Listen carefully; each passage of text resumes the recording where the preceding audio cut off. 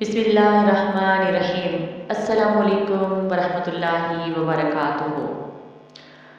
ہو ہلکا یاراں تو بریشم کی طرح نر، ہو ہلکا یاراں تو بریشم کی طرح نر، رزم حق و باطل ہو تو فولاد ہے مومن، رزم حق و باطل ہو تو فولاد ہے مومن۔ بلخ میں غلاموں کی منڈی میں خرید و فروخت اپنے عروج پر تھی۔ منڈی میں ہر نسل کے غلام لائے گئے تھے۔ ان غلاموں میں ایک ترک نسل کا غلام بھی تھا جس کو کئی تاجروں نے دیکھا لیکن آگے بڑھ گئے۔ اتنی دیر میں نیشاپور کا قاضی عبدالعزیز کوفی اپنے ساتھیوں کے ساتھ منڈی میں آیا اور اس نوعمر ترک غلام کو دیکھ کر اسے خریدنے کا فیصلہ کر لیا۔ غلام بہت سمجھدار اور بہادر تھا۔ عبدالعزیز کوفی بذات خود بہت نیک انسان تھا۔ اس نے غلام کو مذہبی اور عسکری تربیت دلائی۔ قاضی عبدالعزیز کوفی کے انتقال کے بعد اس کے بیٹوں نے غلام کو فروخت کر دیا، جسے ایک تاجر نے خرید کر سلطان شہاب الدین غوری کو دے دیا۔ سلطان غوری نے غلام کی صلاحیتوں کو مزید نکھار دیا اور اسے اپنے غلام بیٹوں میں شامل کر کے اس کی بہترین پرورش کی۔ اس غلام کا نام قطب الدین ایبک تھا، جو ایبک شل کے نام سے مشہور ہوا۔ ایبک کا لفظ ان کے نام کا حصہ بن گیا اور تاریخ کے اوراق اس کو قطب الدین ایبک کے نام سے یاد کرتے ہیں۔ قطب الدین ایبک خداداد صلاحیتوں کا مجموعہ تھا اور سلطان غوری نے اس کی صلاحیتوں کو دیکھتے ہوئے اس کو امیر آخور یعنی گھوڑوں کے استبل کا نگران مقرر کر دیا۔ یہ ترقی کی راہ میں پہلا قدم تھا، جس کے بعد قطب الدین ایبک نے اپنی وفاداری اور احساس ذمہ داری کے ذریعے تمام لوگوں کو اپنا گرویدہ بنا لیا۔ سلطان غوری نے اسے اپنے امراء میں شامل کر کے اس کی حوصلہ افزائی کی اور اس کی صلاحیتوں کو مزید نکھارنے کے لیے موقع فراہم کیا۔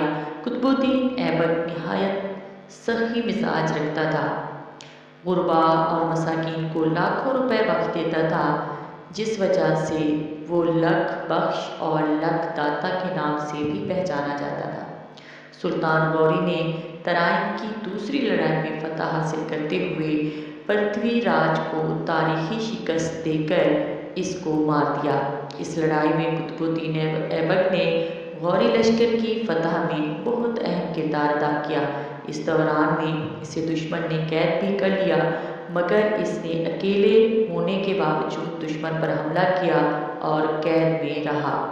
سلطان غوری کو اس بات کا علم ہوا تو اس نے میدان جنگ میں اپنا نائب مقرر کر کے خود سپاہیوں کے ساتھ آ کر قطب الدین ایبک کو آزاد کروایا۔ سلطان غوری اپنے اس غلام بیٹے سے بہت پیار کرتا تھا۔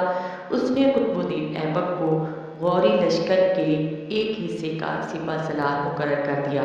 1193 میں قطب الدین ایبک نے دہلی کو مرکز بنا کر ہندو راجاؤں کو شکست پر شکست دی۔ مغربی پنجاب میں کامیابی کے بعد سلطان غوری نے قطب الدین ایبک کو الملک کے خطاب سے نوازا۔ پھر 1206 کو سلطان غوری کی شہادت کے بعد اس کا بھتیجا سلطان محمود غوری بن غیاث الدین تخت نشین ہوا تو اس نے قطب الدین ایبک کو سلطان بنا کر تمام اعزازات سے نواز دیا اور خود غزنی لوٹ گیا۔ 18 ذی القعدہ سن 602 ہجری بمطابق 27 جون 1206 کو قطب الدین ایبک نے ہندوستان کا پہلا مسلمان بادشاہ بننے کا اعزاز حاصل کر لیا۔ سلطان غوری کے مقاصد کو کامیابی کے ساتھ جاری رکھا۔ بلخ میں فروخت ہونے والا غلام آج ہندوستان کا بادشاہ بن چکا تھا۔ رعایا کے ساتھ نرم رویہ اور اس کی مالی امداد کی وجہ سے وہ پہلے ہی لکھ بخش اور لکھ داتا کے نام سے مشہور تھا۔ اس لیے اس کے دور حکومت میں رعایا کو اصل معنوں میں امن و امان اور سکون نصیب ہوا۔ اس کے دور حکمرانی میں شیر اور بکری ایک ہی گھاٹ پر پانی پیتے تھے۔ لوٹ مار اور قتل و غارت کے واقعات ختم ہو گئے اور تمام غربا کو معقول وظیفے جاری کر دیے گئے۔ قطب الدین ایبک ایک وقت میں لاکھوں روپے غربا میں بانٹ دیا کرتا تھا۔ سلطان قطب الدین ایبک نے اپنی حکمرانی کے دور میں بھی ظالم ہندو راجاؤں کے خلاف جہاد جاری رکھا اور ہندوستان کو صحیح معنوں میں امن و سلامتی کی مثال بنا دیا۔ اپنے دور حکومت میں عظیم فتوحات کے ساتھ ساتھ اسلامی تہذیب و روایت کی عظیم الشان عمارتیں بھی تعمیر کروائیں، جو اسلامی شاہکار کے طور پر آج بھی سیاحوں کی توجہ کا مرکز ہیں۔ ان عمارتوں میں مسجد قوۃ الاسلام اور اجمیر کی مسجد اور قطب مینار دہلی قابل ذکر ہیں۔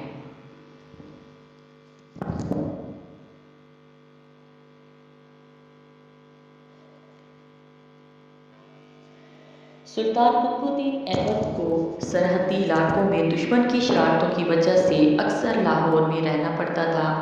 ہندوستان پر 4-5 سال کی کم مدت کی حکمرانی میں اس نے پورے ہندوستان میں بے مثال کام کیے۔ جاؤں کے حملوں اور شرارتوں کو ختم کرنے کے لیے ہندوستان کے وسطی علاقے میں جاتا تھا، لیکن زیادہ وقت لاہور میں گزارتا تھا۔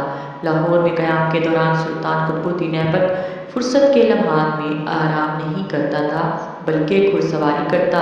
سلطان قطب الدین ایبک کو چوگان یعنی پولو کھیلنے کا بہت ہی شوق تھا اور وہ اپنے پسندیدہ گھوڑے پر بیٹھ کر اکثر چوگان کھیلا کرتا تھا۔ ایک دن کھیل کے دوران سلطان قطب الدین ایبک گھوڑے سے اتنی بری طرح گرا کہ اس کی گردن کا موڑا ٹوٹ گیا اور وہ شدید زخمی ہو کر بستر پر پڑ گیا۔ سلطان قطب الدین ایبک کے زخمی ہونے کی خبر پورے ہندوستان میں پھیل گئی، جس وجہ سے رعایا کو سلطان ایبک کی زندگی کی فکر ہو گئی۔ وہ بادشاہ کی زندگی کے لیے دعا کرنے لگے، لیکن قدرت کو کچھ اور منظور تھا۔ شدید زخمی ہونے کی وجہ سے سلطان ایبک نے اپنے منہ بولے بیٹے آرام شاہ کو جانشین بنایا اور شمس الدین التمش کو اس کا نگران مقرر کر دیا۔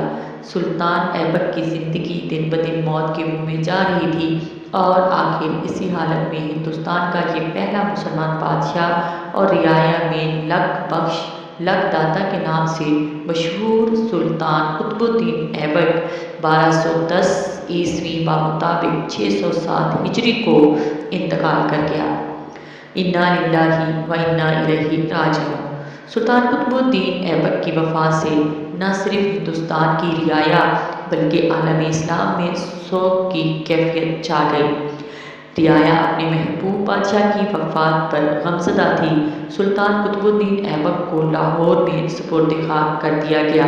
سلطان قطب الدین ایبک کا مزار آج بھی انارکلی بازار لاہور کے ساتھ گلی میں موجود ہے، جس کو حکومت وقت نے دوبارہ نئے انداز میں تعمیر کروا کے سخی بادشاہ کو خراج عقیدت پیش کیا ہے۔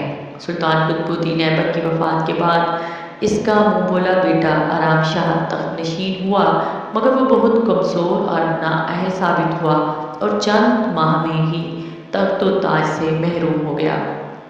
سلطان قطب الدین ایبک کی تعمیر کردہ اسلامی تہذیب کی شاہکار عمارتیں آج بھی سیاحوں کو متوجہ کرتی ہیں اور سلطان ایبک کی بہادری، سخاوت، رعایا پروری کے واقعات موجودہ تمام حکمرانوں کے لیے مشعل راہ ہیں۔